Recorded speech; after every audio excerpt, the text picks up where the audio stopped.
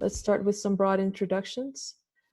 Tell us a little bit about yourself, your company, your target market, and some of the unique features you're rolling out this year. Who would like to start? Go. Go on, yeah. Gail, if you want to go first, that's fine. Or whoever wants. Sure, I'll go. Okay, so first of all, Israeli CFO and co-founder of Mozper, and we're helping parents in Latin America raise financially responsible children in an increasingly cashless world. To give a little bit about my own background, I started my career in investment banking on Wall Street, and I've been living in Latin America for the past several years, where I ran a boutique consultancy right up until starting Mozper. And I'm also a mother of 3, so I know firsthand and have certainly had my own pain points when it comes to the management of children and money. So as soon as the idea of Mozper from a practical standpoint, and then taking a deeper look once we got started, we realized the enormous need and opportunity that exists in the market for a kid-focused banking product that offers an applied approach to financial education. So we proceeded to create just that. And what we start off offering is a debit card that's designed for kids, which can be managed by their parents via the interactive app, where parents can give their kids allowance, create customized spending rules of how their kids can spend that allowance, assign chores and pay their kids for it, and even establish savings goals. So in this way, children get a hands-on kind of real-world financial practice that's appropriate for the digital era.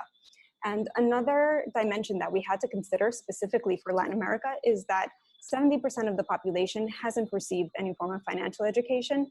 So it's largely an untouched subject amongst families. And because of this, we understood that the tools alone aren't going to be enough, and that we need to provide financially responsible children. And we start off initially targeting what we call the pre-banked population, or the children of banked parents in Latin America, who are going to be our earlier adopters. But our intention is to be able to reach the lower socioeconomic segments as well. At Mozper, we believe that the right way to tackle financial inclusion is through financial education. And that's really at the heart of what we're trying to do. Great, thank you so much, Yael. Who would like to continue? I go second because some of what Yael said will be familiar.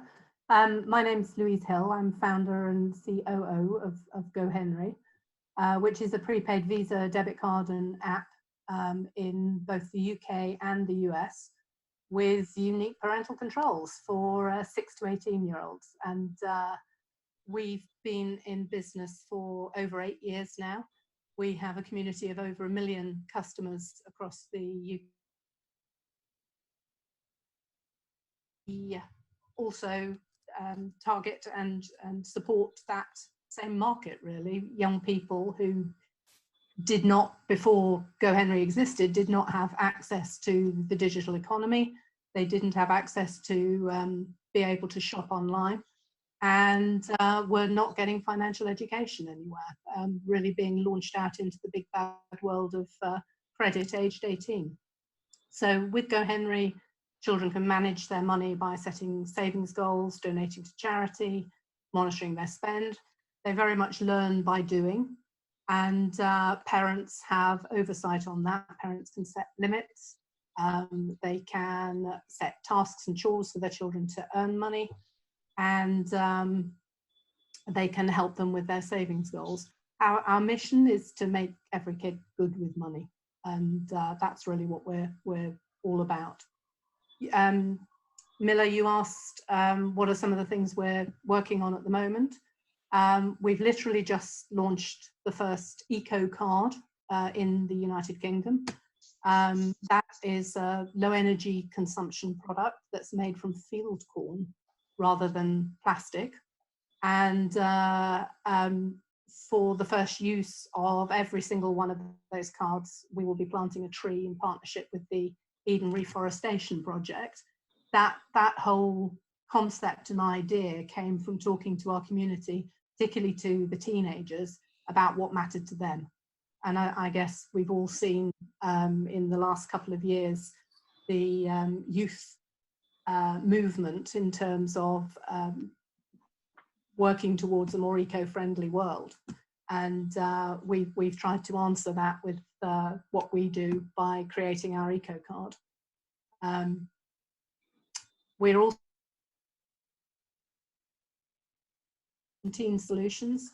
There's very shortly there'll be a teen card being launched, and we have a lot of peer-to-peer features rolling out for those teenagers. So as they kind of graduate from age 6, 8 to 12, as they hit 13, they're able to use peer-to-peer features, send money to their friends if they've borrowed some money for a pizza last night, that kind of thing. That's, in a snapshot, that's a couple of the new features we're rolling out at the moment. That's awesome. Thank you so much, Louise. Who would like to continue? Sergio or Elliot? I don't know if Elliot wants to continue. That's okay. I can Sure. go later. Because I think it will be hard if you come up with another feature that is more about children education, on teaching them how about financial education, or teaching children about how to save money. I think I'll be a little bit embarrassed, because we are more about just ease of use, ease of onboarding, transparency, and simplicity.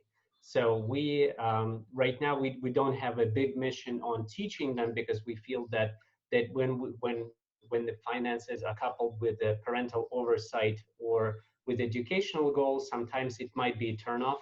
So we'll have that as a part of really subliminal message that we want to get across to our target audience. So my name is Elliot Goikman. I'm the founder of Zelf, which is instant money in messengers. And we have created a platform that allows teenagers and older Gen Z and millennials to enroll in the same application that they already use 65% of the screen time. In 30 seconds, the person can get a card and add it to Apple Pay and Google Pay, and that allows them to use the P2P features and to transfer money or request money from their parents. So that's in a nutshell what we offer. It's really smooth onboarding process where younger people who sometimes are they don't have very good data plans, or might not have the most advanced cell phones, they wouldn't be able sometimes to install the application of the leading neobanks, or they would not have the attention span to wait for the card to arrive in the mail. So because of that, we have created a process which is really targeted for this Gen Z population, that allows for the one Gen Zer to invite another, to get reimbursed for that, and also to teach another one the necessary features of the application. And as far as our goals for this year, we want to roll out in as many countries in Europe as possible, to enable the full KYC and to really uncover the full capabilities of Zelf for our customers, and hopefully to be able to roll out in more markets, and to create an opportunity for really small loans to be underwritten. That's our plans for this year. Thank you, Elliot. Sergio? First of all, thanks for the invitation, and sorry for the delay. I didn't introduce myself. I'm really sorry. My name is Sergio Jimenez. I'm CEO and co-founder of Link. Link, it's an app. It's much more than just a card. In less than 4 minutes, our users, that it's Gen Z and millennials, can open an account. They can start receiving direct deposits, and in this app, they can start receiving and sending money in card. Where with this card they can start doing any type of payment. They receive a virtual card and a physical card, and on top of that, we have different functions that provides value to the day by day for our users. They have automatic saving tools. We use behavioral economics to help them to start saving money. We have budgeting tools with we understand the transaction profile of our users, and we start delivering different ways so they can have monthly budgets. We have split accounts. You can split any purchase or any payment that you make with your friends, P2P payments. And right now, our mission is to democratize financial services for everyone. Here in Mexico, more than 45% doesn't have access to a regular account, and we on the border side, we want to build this platform and ecosystem, so you don't need to, so you can replace your bank, and you don't have to go to make any trips to your local branch, so you can make any type of access for financial services.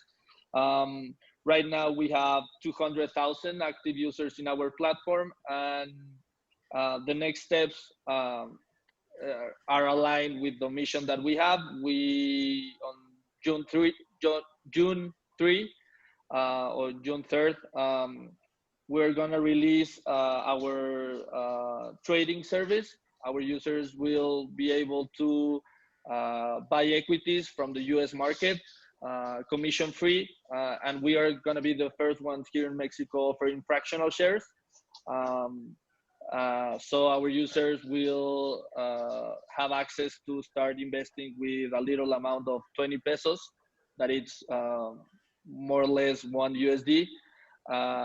We are really excited with that feature because we already have more than 600,000 people on the wait list.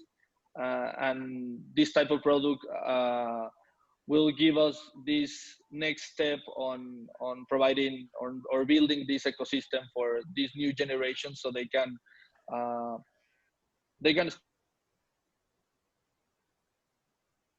useful and intelligent way. So that's what we are right now, and that's our next steps. Thank you, Sergio.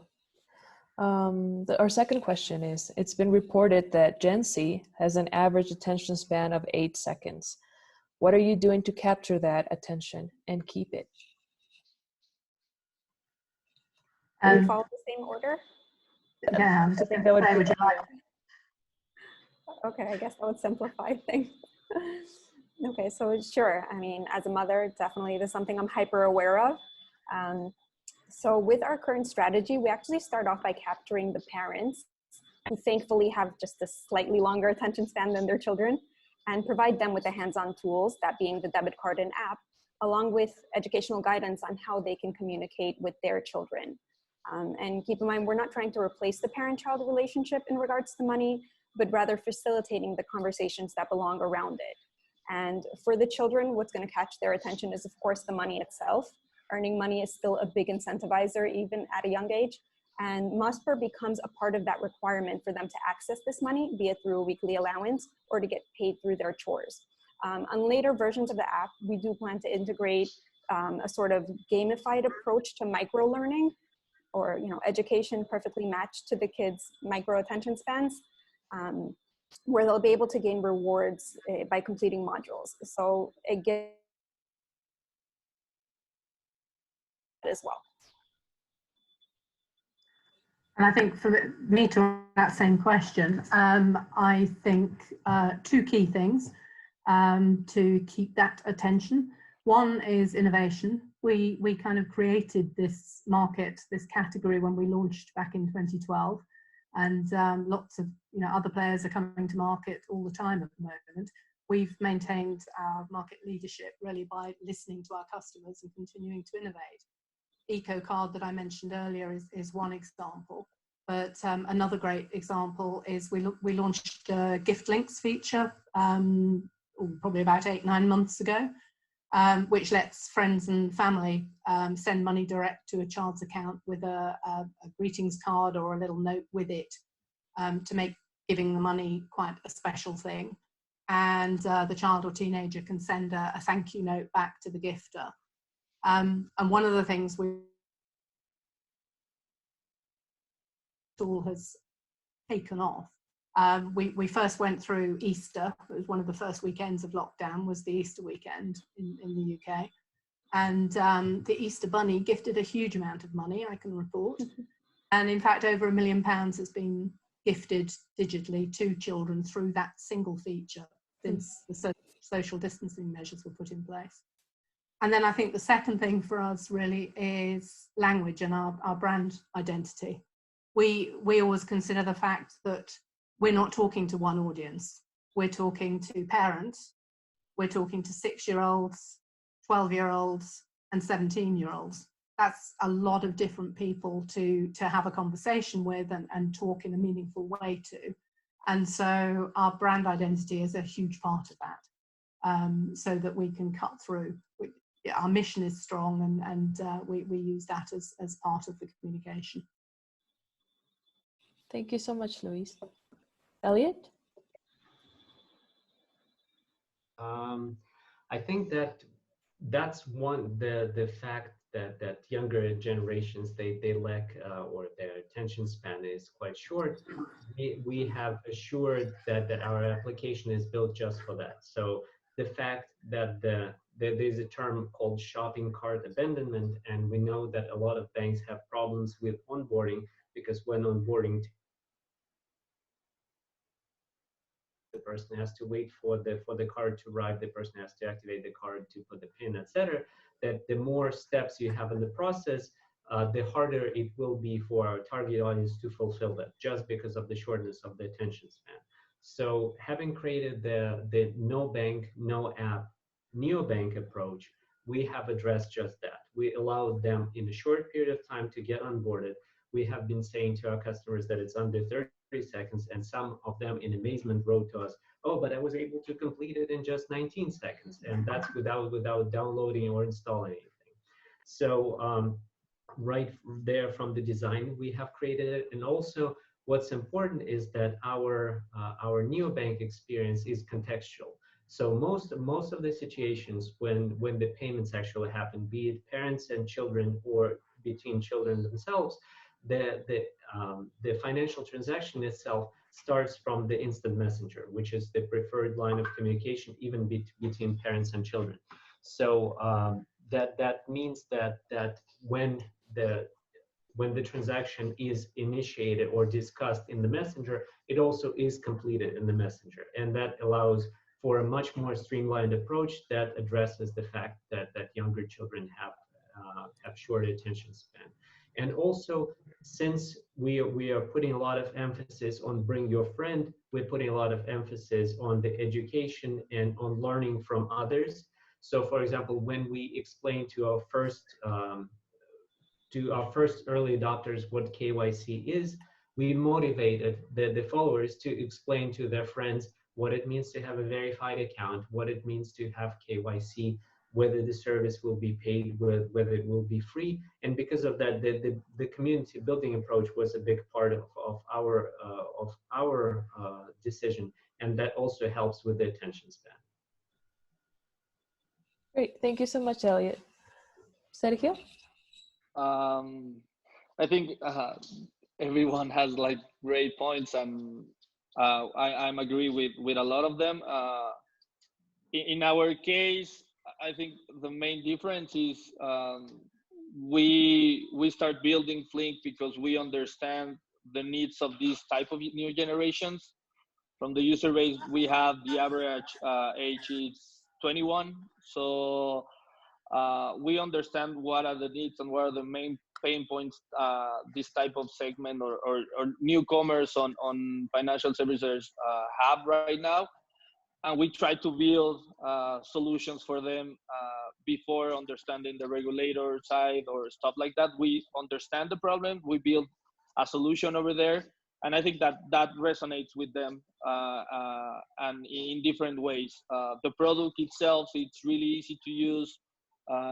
You don't have to do a lot of I don't know, filling a lot of information. Everything is really instantly. Also, another important part is the brand. The brand is unique. We use communication that speaks directly with this segment, and I think that everything that goes around that provides value for them. I think that they have like a really fast or really small attention in a lot of ways, but if you add value for them in different times in the day or on the day or on the week, they feel like they can deliver this usage of the app every single day. And in our case, we have different types of users. There's people, I don't know, using the app or the account mostly for saving, for budgeting, for P2P payments. There are people using the card as the main card. So I think once you resonate with them and really understand the problems they have, I think the problem of the attention pass to a second part. Great. Thank you so much for your valuable inputs, everyone. Another question is, one of the biggest conflicts that would arise as your segment ages is retaining them. What are your plans for client retention? Yeah, absolutely. This is a great question. Targeting the pre-banked youth is really, if nothing else, a form of disruptive customer acquisition, before other banks start targeting the generation. So the true challenge is absolutely going to lie in being able to hold on to these customers as they become adults and being able to transition into becoming their primary banking institution. And especially in a market like Mexico, where traditional banking is still the gold standard. So having this in mind from now, we needed to determine a strategy for that early on. So of course, some of the things that we can do is in the ways of loyalty. We plan to kind of grow up together with our customers, learning their preferences and anticipating their needs for new products or services as they mature, be it insurance or credit cards or investment portfolio. But encouraging loyalty doesn't seem to be enough, as this generation has already shown. So it's important to take it even further. And let's consider, for example, a customer in need of his first car loan at the age of 19. So with zero credit history, no other institution can extend him reasonable credit, but we can. He's been our customer for years now, and we have intimate knowledge of his spending habits. So we can use data-driven credit reporting in order to guide us towards safely and responsibly extending credit at terms that no other banks can offer this client. Great, thank you so much. Louise? Yeah, I think we take a slightly different position. Our focus is entirely on improving financial fitness of that 16 to 18-year-old group, and we don't currently have any products beyond 18 to upsell. So what we focus on is retaining our customers during their childhood, creating a community and making that an environment that they want to participate in. And that's the parents. I mentioned our gift links feature. It widens out to families and friends, grandparents, aunts, uncles, birthday parties, creates a whole family network or family and friend network around that child.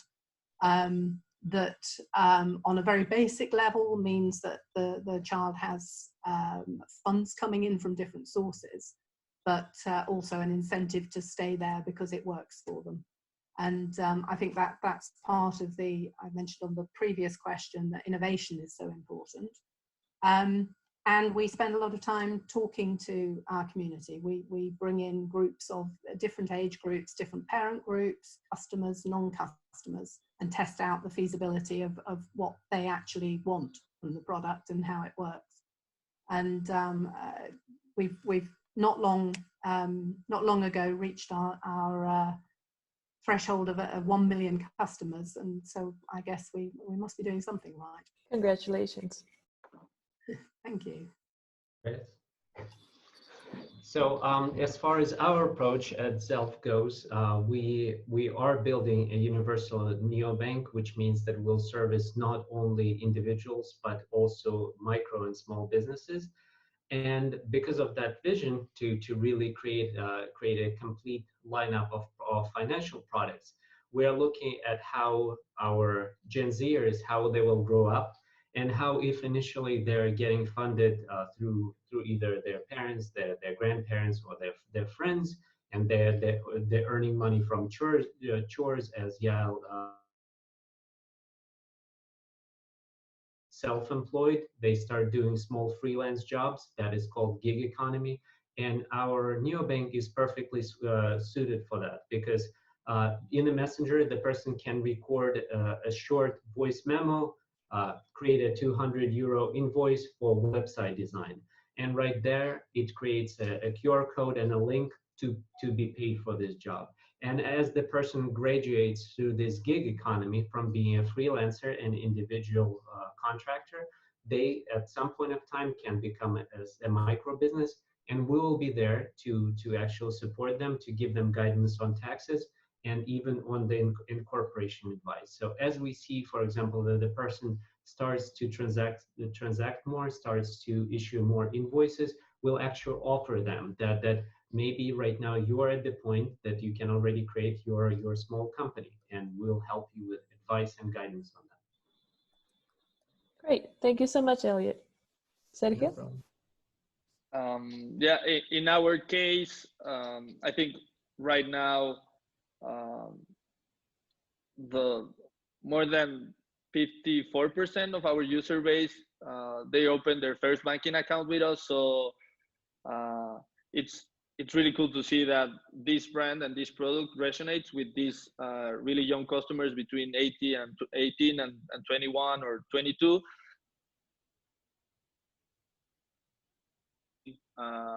Once they are getting older. Right now, most of the income from our users come from scholarships, parents, or part-time jobs, and we need to understand how are these gonna how are they gonna evolve with the time. They're gonna start having payrolls and understanding their needs, and we need to develop these new financial services for them. We have a different approach how the financial services, how they have to go to these new segments. We think that the first step for these users is to manage their money in a more useful way. So we develop these tools so they can understand how can I get the most of the money I have right now. After that, we think that the next step has to be building wealth and understanding how can I make the most with my money and start building this future that I really want in our early steps. And after that, we understand, as some mentioned already, this part of gig economy and understanding the parts of the credit, or this part that you will need once you're getting older. But we think that the first steps has to be around building well and understanding how you manage your money in a more useful way. And in that case, we think that right now the product itself has a really robust solution for these type of users. And to be honest, what we are doing right now is being like really close with the customer and understanding what are the needs in the next couple of years and months. So that's why, for example, I think that everyone is familiar with neobanks and challenger banks. Everyone is going after the same type of products. I don't know, these prepaid cards, then in economics, as a company, the economics part, the credit solution, it's really resemble for you. But in our case, we developed this trading service not because we think was, I don't know, easier, because it's not. We developed this trading service because the user was the one asking for it. They feel like they need to have, or they don't have any type of solution here in Mexico that enables them to start making the first steps on investing. And I think that speaks for itself. We develop something for the people that we have in our user base, and I think that's the way we will increase our loyalty. The product itself is really sticky, so I think that's the way, the approach we have, and that's the way we're gonna develop different solutions so we can keep the customer in the next years. Fantastic. Thank you so much, Sergio. Another question is, what particular aspects of your brand identity resonate the most with your clients? Okay, so firstly, as Luis mentioned, it's important to consider that, as two inseparable but completely distinct customer segments, and that being the parents and the children. And so what resonates most for a parent is going to be security, peace of mind that their kids are never going to be left without cash, and also a feeling of fulfilling their roles as good parents by providing their children with the education and tools that they need in order to prepare them to become financially responsible adults. And then for kids, on the other hand, and in contrast, it's going to be something completely different. For them, it's flexibility, independence, a sense of feeling grown up. And the card itself is kind of like a status symbol, or almost like the latest cool toy. So this dual customer-centric approach is really built into our DNA. As we understand, we're going to have very long-term relationships with both on the kids' side, kind of growing up together with them, but while fulfilling our commitment to the parents in their journey towards raising financially responsible children. Great, thank you so much, Yael. Louise? I think for us, two things in our brand identity. One is the go in Gohenry, which is all about empowering our young customers to have a go, to learn by doing in a safe environment, to try something new and even to fail, to dare to fail, so that they are learning something. We encourage that in the whole way that the product is set up and our app is set up to allow them with managing money. They can earn money from chores around the house, they can save it or spend it responsibly within that safe environment. And it's a safe place to make mistakes. There's no possibility of debt, there's no possibility of them going overdrawn, and the parents are tightly connected so they can jump in and help out if needed. Our CEO made a comment a couple of years ago now, but I think it's a good one. Better make a £20 mistake age 7 than a £2,000 mistake age 27. And that is what Gohenry is all about. And the other element is personalization. And it's one of our most popular things about our product. Children can choose from a range of different card designs to reflect their personality or their interests. And they can personalize it. So instead of Go Henry on the card, it says Go Lucy or Go Ali or Go Josh. It's something that's loved by the kids and the teenagers. And we do collaborations with designers and street artists. And of course, as I mentioned earlier, our new eco card, where I guess the personalization choice is the form of the child showing their commitment to the environment by selecting that card. Great, thank you so much. Elliot? Our approach, basically, it was built into the product from the ground up. So it was built starting from the platform that the children or teenagers and millennials use the most, going to the colors and to more aggressive style of the brand presentation and the neon colors that we use, to how we communicate to our client and also how we provide support. Because, for example, just the fact that we speak to them in a simple language in the same messenger that they already use with friends already puts us in so-called safety zone where they already speak to their family members, to their loved ones, to their friends, and we are in the same category as them. And also we allow our customers to communicate as a community in the same server that they use most of the time for gaming. So, for example, our support server was set up not on some website, not in email-based system, but we have support on a Discord server, which is used by the modern generation of youngsters for their gaming, chat, and video experience. So from the ground up, our product has been designed to be a great fit for Gen Z. Great, thank you so much, Elliot. Sergio? I think in Flink, everything goes. We think that this younger generation and new generations really are looking around getting the control and making their voice like louder. They want to speak for themselves. Um, uh, we are from these generations, so we understand the needs of speaking out and stuff like that.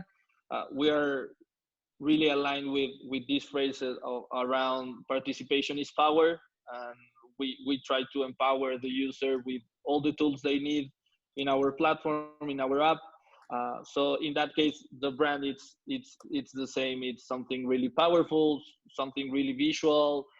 We don't use like these words or sort of I don't know, like institutional words that these younger generations understand. They want something really easy to use, something that it's really simple, that it's direct. So in that case, our brand speaks sometimes a little bit aggressive, or it can feel like aggressive, but it's not. But I think this generation really aligned with this type of communication. To be honest,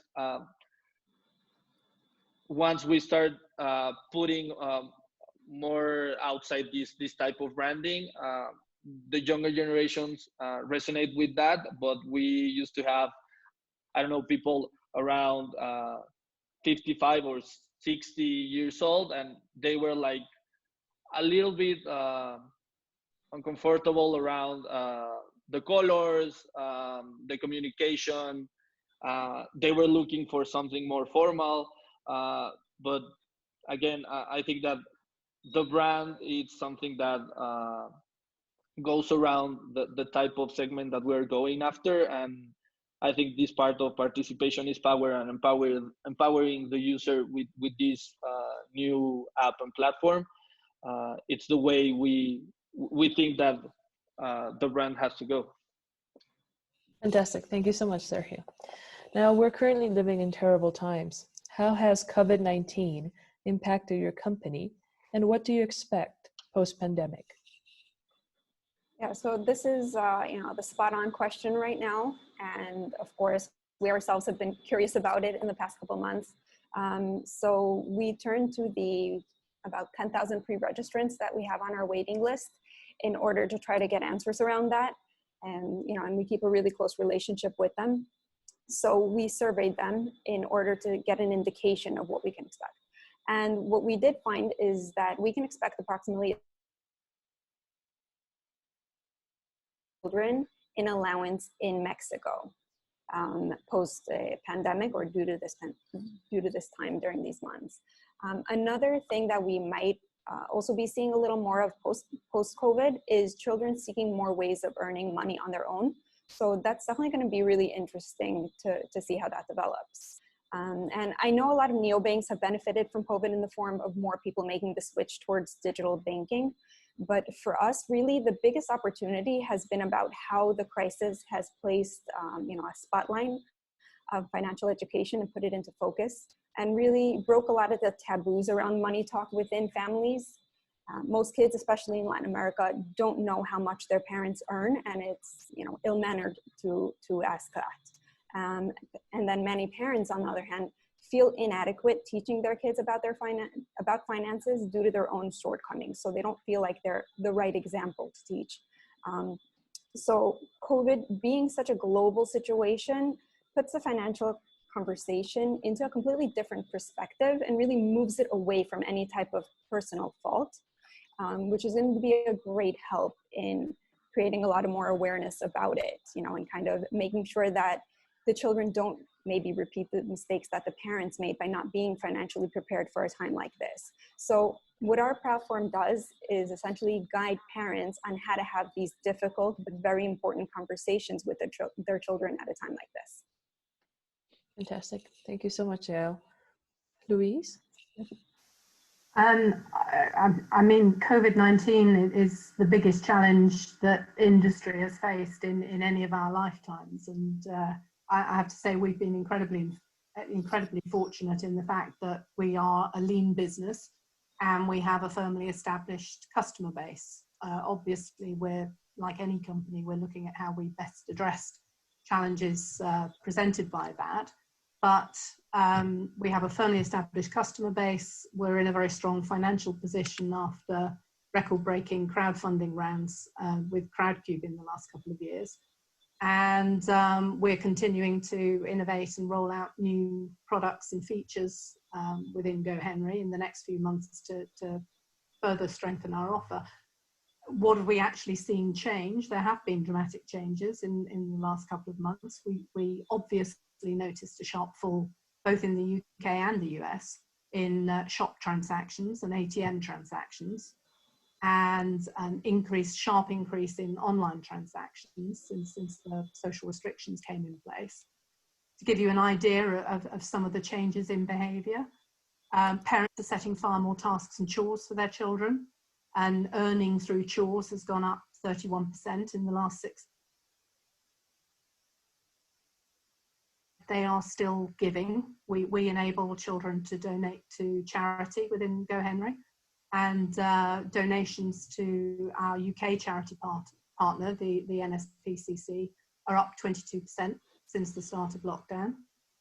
Savings is up 35%, and the key things that kids are setting up savings targets for at the moment are PCs and laptops. That's increased by over 100%. iPads up 79%. Long-sighted or far-sighted kids saving for Christmas.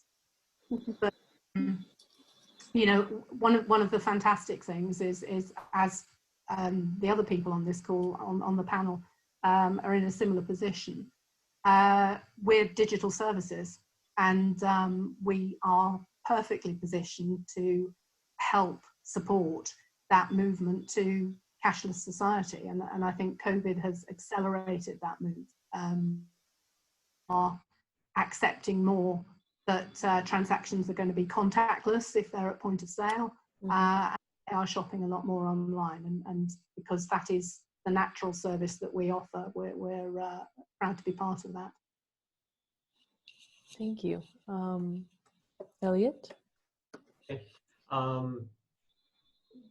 Obviously, the events that are unfolding right now, they're tragic, and a lot of big parts of society are being affected.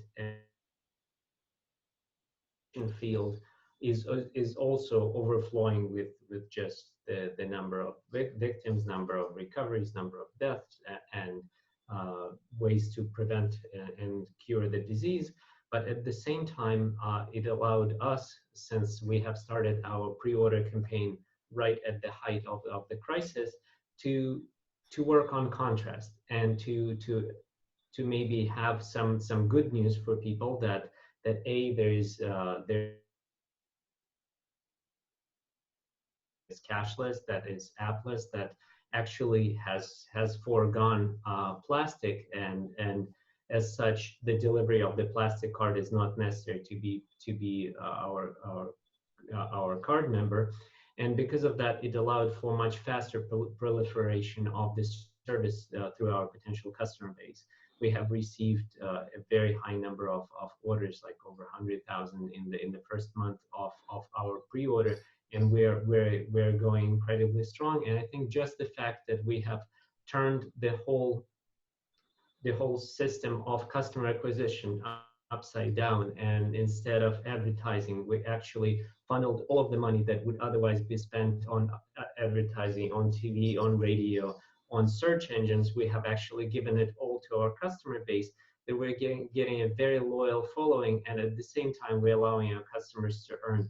And just like ladies before me mentioned, that since right now a lot of jobs that would otherwise be open to the millennials and to the Gen Zers, they're not available, like small delivery jobs, working at shops or restaurants.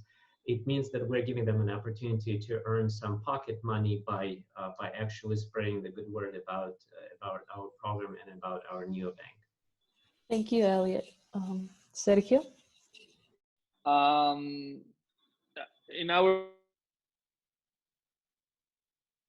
little bit of context, here in Mexico, I think more than 85% of every transaction is on cash. So we have a lot of way on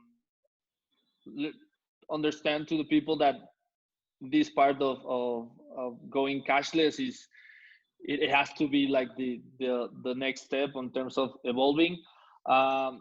Right now, I think something that give us an advantage around this landscape of neobanks and challenger banks here in Mexico, because there was a boom a couple of months ago, and we were like 4 neobanks, and after a couple of months we were like 11. We are not relying only on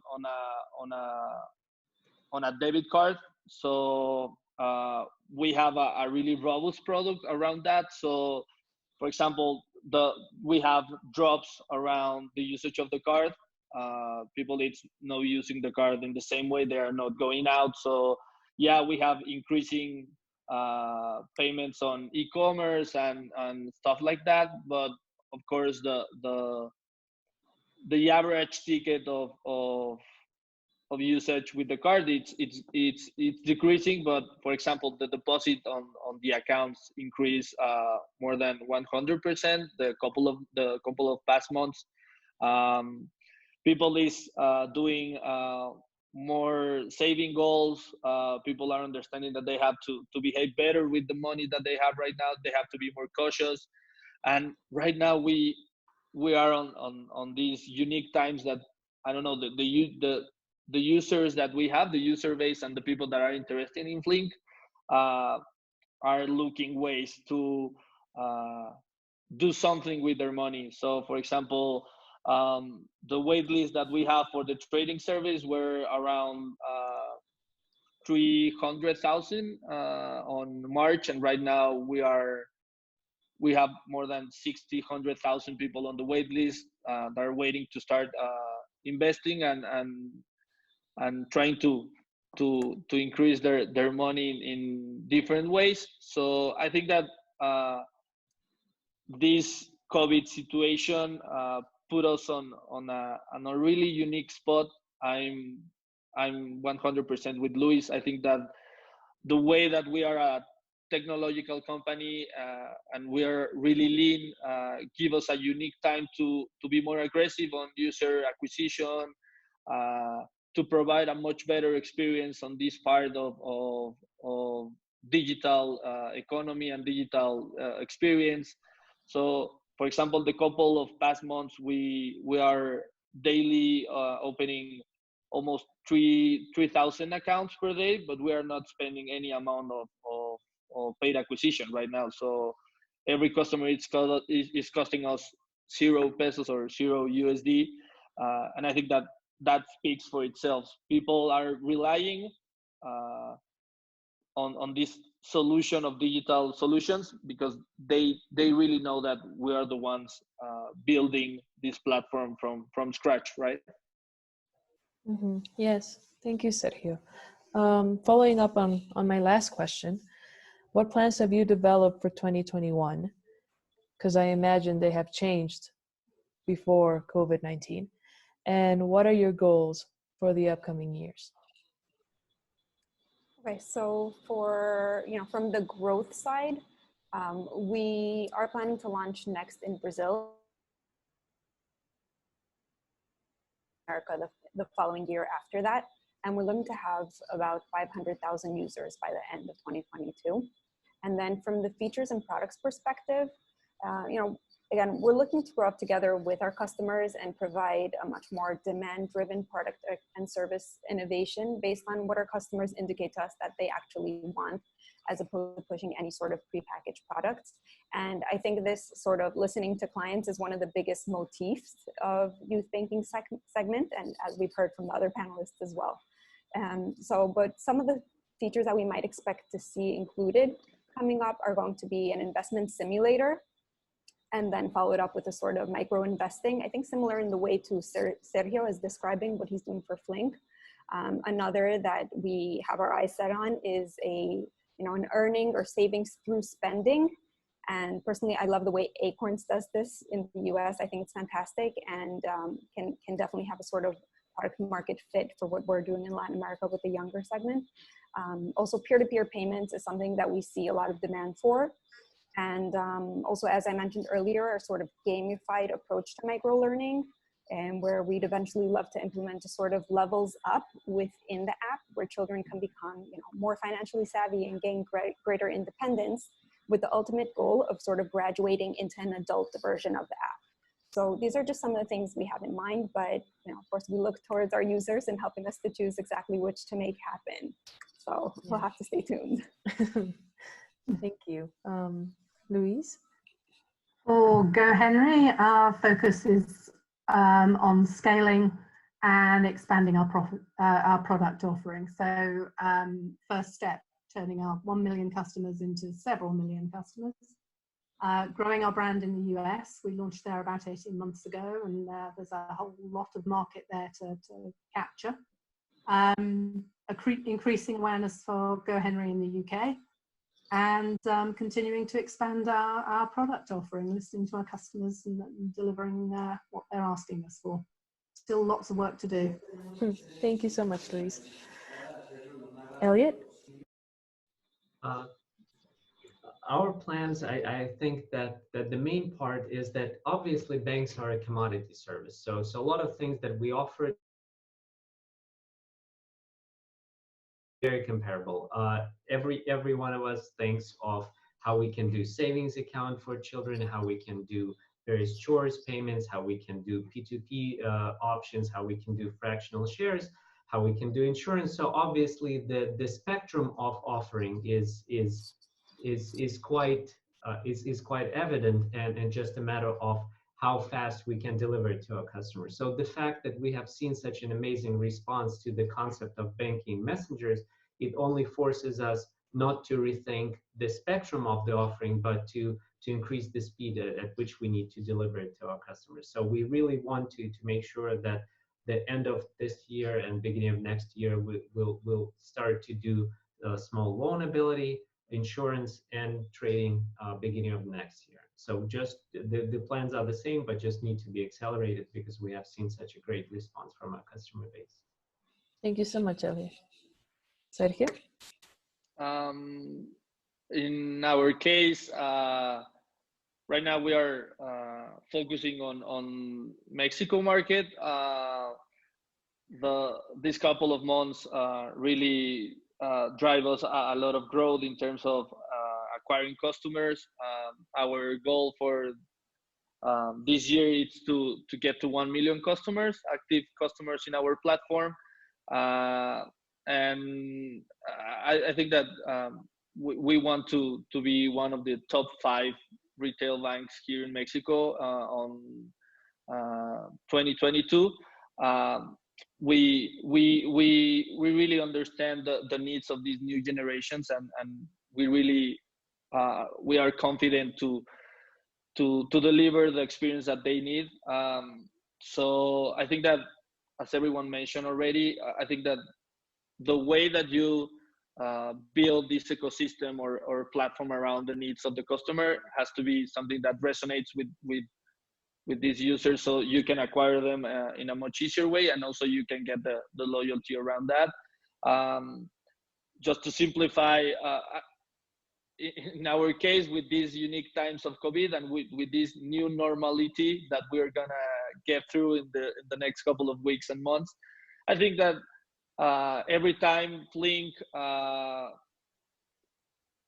don't know, saves you for a trip or for a local branch on a bank, I think that that's something that we are more than happy to do, and that's our roadmap. We want you to replace your local branch with this unique app and platform, and that's our drive. We are gonna develop everything that our user needs, so we can replace every trip that they need to make to a traditional bank, and we want them to get every financial services in a much cheaper, faster, and with a much better experience.